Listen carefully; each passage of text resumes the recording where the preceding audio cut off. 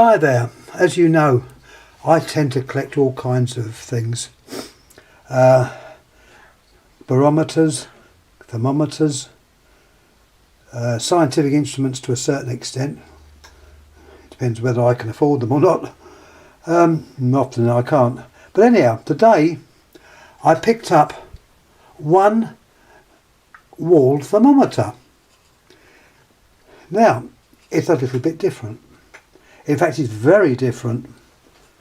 If I show you, put that one out of the way, if I show you the normal type, which we have here, we've got an English-made boxwood alcohol or spirit room thermometer. You've got the beautifully made. This is an old one, probably 50s, or might even be earlier than that. The spirit comes up to 70. You show blood heat, summer heat, temperate, freezing. Now it's interesting to note that when the thermometers were first made, the 2 points that became the popular 2 points, not originally but eventually, was freezing point, which was a mixture of ice and water, which was set at 32 in the Fahrenheit scale and 0 in the Celsius scale. And they normally went to the other end, which was boiling water, which we haven't got on that because this goes up to 130.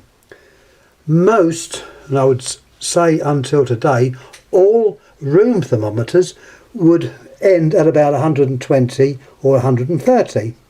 Certainly no higher. You had variations. You had sick room thermometers which had a widened scale. They might have had a lower temperature at the top, but the actual capillary tube went into a larger bubble at the top, so if it did go above that, you wouldn't burst the tube, it would just fill in that space. And spirit was invariably used, or mercury. Now I don't think they're allowed to actually make mercury thermometers. Great pity, but there we are. It's this nanny state we live in. Anyhow, I'm going to bring on the one I picked up today, and this was bought from the same gentleman as those 2 lamps.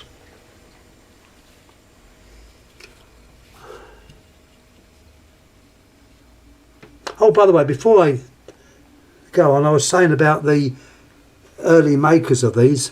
It was interesting to note that the Celsius scale, or centigrade, originally was the other way around. So the high end of the tube was 0 and the low end of the scale was another figure. It was reversed. The whole scale was reversed, so it was entirely ridiculous. And it was another friend of Celsius from Sweden,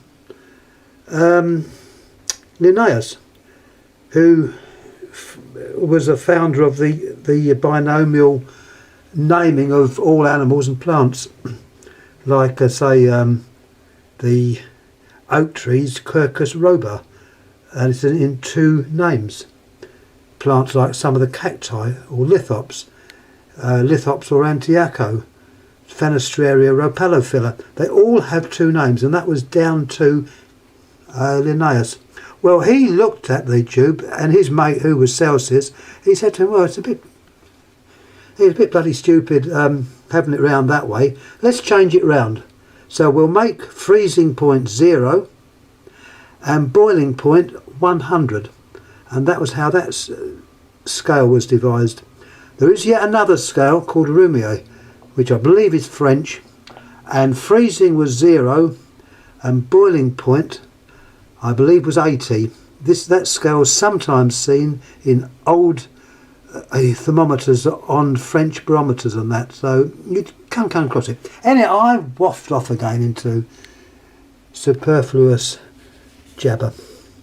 Now, once again, looks exactly the same. Shows the same temperature, 71, you've got your freezing. But, let's go up. At this point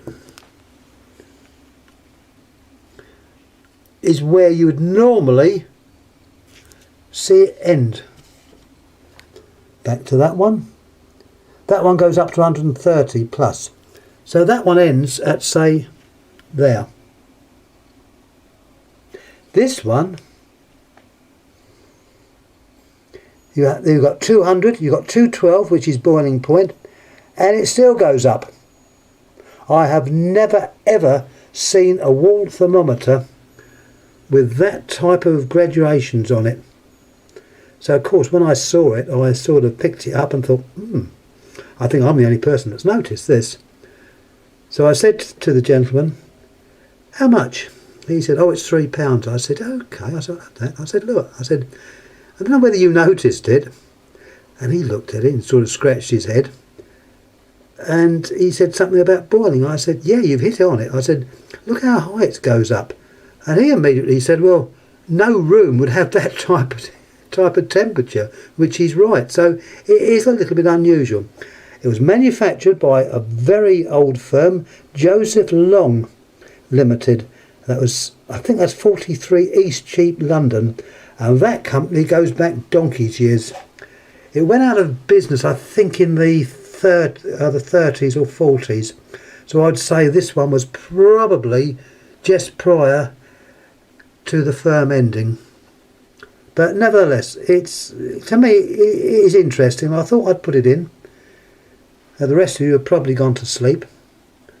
So anyhow, that I believe is the last video for today. I'm going to another boot sale tomorrow. Not Wimbledon. One at Hayes Common. So we'll see what turns up there. Anyhow, once again for watching. I do thank you all. Please subscribe. Please make comments. And once again, thank you. Thank you for watching. Thank you.